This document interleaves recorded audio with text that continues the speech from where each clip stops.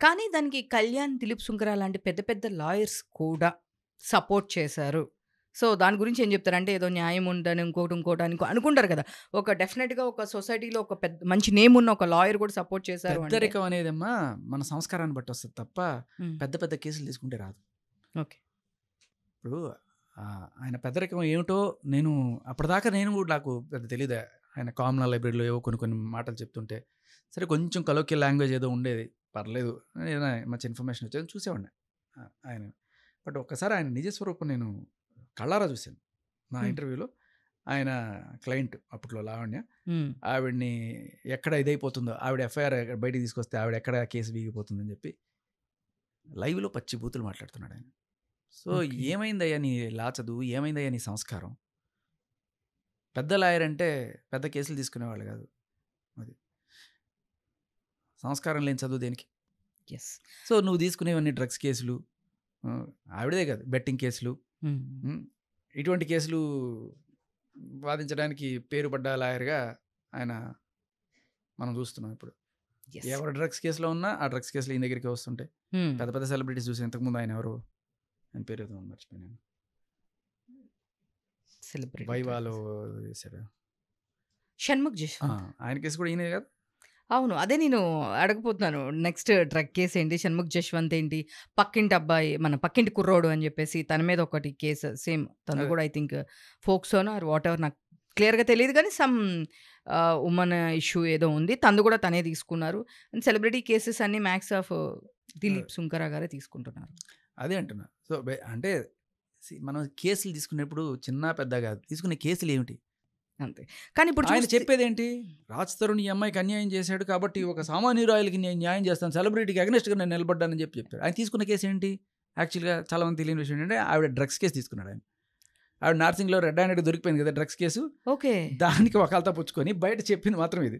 అంటే అది కూడా కావాలని రాస్తారునే చేయించాడు. ఎందుకు ఈ క్వశ్చన్ అంటున్నానంటే ఆవిడ ఎక్కడ ఏ ఫ్లైట్కి వస్తుంది, ఎక్కడ ఏ కారు దిగుతుంది అనేది ఎవరికి ఎట్లా తెలిసింది? అది రాస్తారునే చేపించి ఆ టైంకి రమ్మని చెప్పి రాస్తారునే కంప్లైంట్ ఇచ్చాడని చెప్పి కళ్యాణ్ గారు కూడా మాట్లాడారు, కళ్యాణ్ దిలీప్ సుంకర. ఏముంది ఇప్పుడు లాయర్ అనేవాడు క్లయింట్ కోసమే మాట్లాడతాడు. మీకు నిజం నేను చెప్తా, ఇప్పుడు ఆవిడే అమెరికా వెళ్ళింది, అమెరికా వెళ్ళినప్పుడు అక్కడే డిటైన్ చేసి వెనక్కి పంపించేశారు. ఎందుకు పంపించారు? ఆల్రెడీ ఆవిడకు ఒక డ్రగ్స్ కేసు ఉంది ఇక్కడ. ఈ డ్రగ్స్ కేసుకు ఎక్కకన్నా ముందే ఈ వరలక్ష్మి టిఫిన్స్ డ్రగ్స్ కేసులో ఆల్రెడీ ఉంది ఆవిడ. ఓకే. సో మరి అమెరికా వాళ్ళకి ఎలా తెలిసిందో ఉంటాయి కదా, మనంతకన్నా వాళ్ళు చాలా ఫాస్ట్ నెట్వర్క్ ఉంటుంది కదా. సో వెనక్కి పంపించేశారు డిటైన్ చేసి.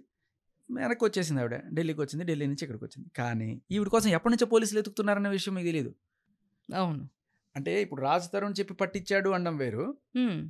ఈ వరలక్ష్మి కేసులో 11 మంది ఉన్నారు. ఈ 11 మంది కోర్టుకి వెళ్ళి హాజరయ్యి 11 మందిలో 10 మంది వెళ్ళి కోర్టుకి హాజరయ్యి, అదే కోర్టుకి పోలీస్ స్టేషన్కి వెళ్ళి 41 నోటీసులు అంటారు. ఇంకోసారి ఇట్లా చేయకూడదు, ఏదో వార్నింగ్లు గిన్నె తీసుకు. ఈవిడ మాత్రం రాలా, అప్పటి నుంచి తప్పించుకొని తిరుగుతుంది. నెల, 2 నెలలు, 3 నెలలు ఎన్నిసార్లు ఫోన్ చేసినా వాళ్ళని పోలీసులను కూడా బూతులు తిట్టడం ఇలాంటివన్నీ చేసి తప్పించుకొని తిరుగుతుంటే అప్పుడు నిఘా పెట్టారు. నిఘా పెట్టి నిఘా పెడితే పోలీసులు ఏం చేస్తారు? సిడిఆర్ తీస్తారు, సెల్ ఫోన్ లొకేషన్లు తీస్తారు వాళ్ళు. ఈవిడ సరే అమెరికా నుంచి ఢిల్లీకి వచ్చింది, ఢిల్లీలో లొకేషన్ వచ్చింది. సరే ఢిల్లీలో ఉంటే మన వాళ్ళు వెళ్ళి పట్టుకునేది ఈ చిన్న కేసుల కోసం. చిన్న కేసు అది నిజానికి చెప్పాలంటే. Varalakshmi tiffins case consumer case, అంటే ఈవిడ డ్రగ్స్ ఆనందం కోసం తీసుకుంది, ఈవిడ రీహాబ్లో పెట్టండి అంతే. డ్రగ్ పెడలింగ్ అంటే వేరు, డ్రగ్స్ నువ్వు అమ్మడం అది చాలా పెద్ద కేసు. అయితే ఇప్పుడు ఈవిడ ఏం చేసింది, అక్కడికి వచ్చింది, వస్తున్నప్పుడు ఢిల్లీ నుంచి వస్తున్నప్పుడు లొకేషన్ ట్రాక్ చేస్తున్నారు కదా సార్. ఢిల్లీ నుంచి లొకేషన్ మూవ్ అవుతుంది, ఎక్కడ మూవ్ అవుతుంది? టువర్డ్స్ హైదరాబాద్ మూవ్ అవుతుంది. ఎలా మూవ్ అవుతుంది? అది రోడ్లో మూవ్ అవట్లా, వేరే లైన్లో మూవ్ అవుతుంది. ఏంటది? ట్రైన్. ఢిల్లీ నుంచి ఈ టైంలో ఏ ట్రైన్ ఉంది? ఫలానా ఎక్స్ప్రెస్, రాజధాని ఎక్స్ప్రెస్. ఓకే, ఢిల్లీ నుంచి ఎందుకు ట్రైన్లో వస్తుంది? జనరల్గా ఫ్లైట్లో రావచ్చు కదా. మామూలుగా అమెరికా నుంచి వచ్చిన అమ్మాయి ఢిల్లీ నుంచి ఫ్లైట్లో కాకుండా ట్రైన్లో ఎందుకు వస్తుంది? డౌట్ మొదలైంది. ఓకే, ఎయిర్పోర్ట్లో అయితే చెకింగ్ ఉంటుంది, ఇక్కడైతే ట్రైన్లో అయితే చెకింగ్ ఉండదు. So something fish is going on. సరే వాట్ ఎవర్, ఏదైనా కూడా అమ్మాయి లొకేషన్ ట్రాక్ చేస్తున్నారు, వస్తుంది హైదరాబాద్, అదే దాన్ని ఏమంటారు, ఆల్ ద వే ఢిల్లీ నుంచి హైదరాబాద్ వచ్చే ట్రైన్ అని ఐడెంటిఫై చేశారు. ఐడెంటిఫై చేసినప్పుడు ట్రైన్లో ఏముంటుంది? చార్ట్ ఉంటుంది కదా, అవును, reservation chart. Mannepalli Lavanya type చేశారు, ఏ కంపార్ట్మెంట్లో ఏది ఇంట్లో ఉంటుంది కదా, పబ్లిక్ డొమైన్. ఐ మీన్ అది ఏ సౌత్ సెంట్రల్ రైల్వేకి వెళ్ళి అడిగినా వాళ్ళు ఇచ్చేస్తారు, ఫలానా చార్ట్ ఇవ్వండి అంటే ఇస్తారు. ఆ దాంట్లో ఏ పేరులో ఏ కంపార్ట్మెంట్లో అని తెలుసుకుంటారు. వచ్చేసింది. ఆవిడ బయటకు వచ్చింది, దిగిన తర్వాత మన వాళ్ళు సోదరులు రెడీగా ఉన్నారు. రండమ్మా మీకోసం వెయిట్ చేస్తున్నాం, ఇన్నాళ్ళు ఎక్కడ పోయారమ్మా, ఇన్నిసార్లు పలకరించి ఇన్నిసార్లు పిలిచినా రాలేదంటమ్మా, రండమ్మా ఒకసారి స్టేషన్కి అనగానే నేను రాను సార్, నేను రాను, మా అమ్మ నాన్న రావాలి. అమ్మ నాన్న రావడానికి ఇది పెళ్ళి కాదమ్మా, పోలీస్ స్టేషన్ అమ్మా అంటే ఆవిడ సరే ఓపెన్ చేయండి ఒకసారి, లగేజ్ కూడా ఓపెన్ చేయండి చెక్ చేయాలని. లగేజ్ ఎందుకు ఓపెన్ చేస్తారు, అసలు మీరు పోలీసులేనా? సరే ఐడెంటిటీ కార్డు చూపించారు, లేడీ కానిస్టేబుల్ ఉన్నారు. మీ దగ్గర ఏం లేనప్పుడు ఎందుకు భయపడుతున్నారు, తీయచ్చు కదా. అంత రభస జరిగింది. అదృష్టం బాగుండి అదంతా రికార్డ్ అయింది. ఓకే, ఈవిడ రికార్డ్ చేసుకుంది, అదృష్టం బాగుండి ఆవిడ రికార్డ్ చేసుకుని దాచిపెట్టుకుంది. అది వాళ్ళకి వీళ్ళకి పంపించింది, వీళ్ళు ట్రాన్స్ఫర్ అయిపోయి ఫైనల్గా బయటకు దొరికేసింది. అదేంటి, నేను ఇవ్వను, నేను ఓపెన్ చేయను, ఏం లేకపోతే ఎందుకు ఓపెన్ చేయవు, బలవంతంగా ఈడ్చుకొని వెళ్ళారు. అది కూడా ఆవిడ చెప్తుంది, ఈడ్చుకొని వెళ్ళాను నన్ను, ఎందుకు ఈడ్చుకొని వెళ్ళి పనులు చేస్తే. తీసుకెళ్ళిన తర్వాత ఓపెన్ చేసి చూస్తే 5 గ్రాముల మెత్త దొరికింది. పెద్ద కేసు అయింది. 45 రోజులు చింతలు కూడా జైల్లో పెట్టారు.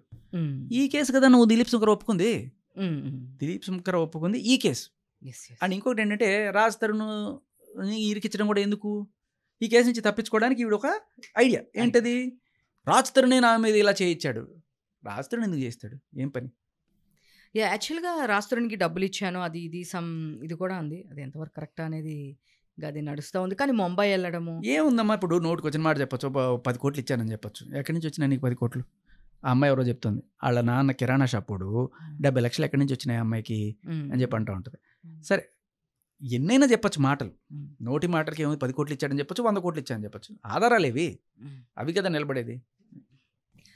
ఫైనల్గా నేను ఒక్కటే ఇది ఏంటి అంటే, ఎందుకు సెలబ్రిటీస్ వర్స్గా రీసెంట్గా చూస్తే మన దీంట్లో కూడా అల్లు అర్జున్ గారి సినిమాలో కూడా తను కూడా రీసెంట్ కేసు1 కూడా అరెస్ట్ చేశారు.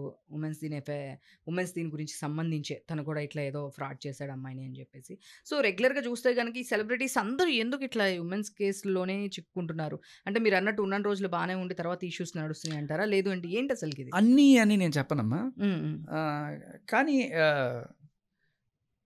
90% కేసులు ఇవే ఉంటాయి. 90% రాసి పెట్టుకోండి. ఎందుకంటే ఉన్ననాళ్ళు హాయిగా కలిసి ఉంటారు, సడన్గా ఏదో డబ్బులు ఇష్యూనో లేకపోతే ఏదో అవుతుంది, మొత్తానికి వీడు వెళ్ళి లేకపోతే వీడు వేరే అమ్మాయితో మూవ్ ఆన్ అయ్యాడు, ఏదో ఒకటి కేసులు పెడతారు. కేసులు పెట్టి వాళ్ళని సాధించడం చేయడం. ఒకవేళ ఈ అమ్మాయి అదే పని చేసింది అనుకోండి, ఇప్పుడు రాజతరం లావణ్య ఉన్నారు, లావణ్య మస్తాన్ సాయితో వెళ్ళిపోయినా, చింటూతో వెళ్ళిపోయినా, లేకపోతే ఆ స్విమ్మింగ్ పూల్ రాజేష్తో వెళ్ళిపోయినా, ఆ కెవిన్తో వెళ్ళిపోయినా, ఎవరితో వెళ్ళిపోయినా కూడా ఏ రోజైనా రాజ్ తరుణ్ వెళ్ళి నన్ను మోసం చేసిందని చెప్పి కేసు పెట్టడానికి లేదు. కానీ ఈవిడ పెట్టచ్చు కదా, ఇదే తప్పు. సో ఫైనల్గా మగజాతి ఆనిముత్యం అన్నట్టు మగవాళ్ళ పక్కనే ఎక్కడ ఒక అమ్మాయికి కూడా ఒక ఛాన్స్ ఇవ్వలేదు మాకు పాయింట్ ఒకటి మాట్లాడడానికి. అమ్మాయి నేను మీకు తెలీదు, నేను యాక్చువల్గా ఈ పోరాటంలో నేను మగాళ్ళకన్నా ఆడవాళ్ళకి ఎక్కువ సపోర్ట్గా ఉన్నాను. మీరు గమనిస్తే ప్రీతి అనే అమ్మాయి, ఆ అమ్మాయి బయటకు వచ్చి ఇట్లా నా జీవితం అన్యాయం చేసింది. చిన్నపిల్ల, ఈ అమ్మాయి కన్నా లావణ్యకన్నా ఒక 11 ఏళ్ళు 12 ఏళ్ళు చిన్న అమ్మాయి, నాకు బలవంతంగా ఇలా డ్రగ్స్ అలవాటు చేసింది. అమ్మాయి వెనకాల నేను నిలబడ్డాను. అంతేకాదు ఇంకా చాలా మంది అమ్మాయిలు ఇప్పుడు మస్తాన్ సాయి హార్డ్ డిస్క్ ని అడ్డం పెట్టుకొని ఇదిగో ఈ అమ్మాయి అని చెప్పి అందరు అమ్మాయిల బతుకులు రోడ్డును పెడితే వాళ్ళ వీడియోలు వాటిలో నుంచి తీయించడానికి కూడా నేనే కష్టపడ్డాను. సో అంటే కొంతమంది ముందు వెనక చూడకుండా ఎథిక్స్ లేని జర్నలిజం చేస్తుంటారు. ఏదో అమ్మాయి వచ్చేస్తే అట్లా రోడ్డును పడేయడమైనా, ఆ అమ్మాయి ఇచ్చింది బుద్ధి లేదు, మనమైనా ఉండాలి కదా అమ్మాయి పేర్లు వేయడానికి కానీ అమ్మాయి ఫోటోలు వేయడానికి కానీ. అమ్మాయి పెడతా ఉంటుంది, అమ్మాయి వేయండి, అమ్మాయి పేరేంటి, ఈ అమ్మాయి పేరేంటి అని చెప్పి. సో ఇలా బయటికి చెప్పుకునేది ఏంటి, నాకు జరిగినట్టుగా వేరే అమ్మాయికి జరగకూడదు అని బిల్డప్ ఇస్తూ ఈ అమ్మాయి చేసేది ఏంటి, వాళ్ళందరి జీవితాలు బజారున పెట్టడం. ఒక ఎగ్జాంపుల్ చెప్పను మీకు, చిన్న ఎగ్జాంపుల్. ఒక కాల్ రికార్డింగ్లో ఈ అమ్మాయి అంటది మస్తాన్ సాయి తోటి, ఆ స్వాతి అనే అమ్మాయిని నువ్వు కొట్టు, బాగా కొట్టు, ఎంత కొట్టాలంటే వాళ్ళ నాన్న వచ్చి నిన్ను చెత్త కొట్టాలంటే. ఎందుకు, నాకు చావు కావాలి, ఎవరో ఒకళ్ళు చావాలి. ఎందుకు చావు అంటే, మరి నువ్వు నన్ను కొట్టావు కదా ఆ రోజు, ఎందుకు కొట్టాడు, వాళ్ళ అమ్మ తిట్టినారు కొట్టాడు. ఆ కొట్టిన దెబ్బలు కట్ట ప్రతి దెబ్బకి ఒక ఒక శవం లేవాలట.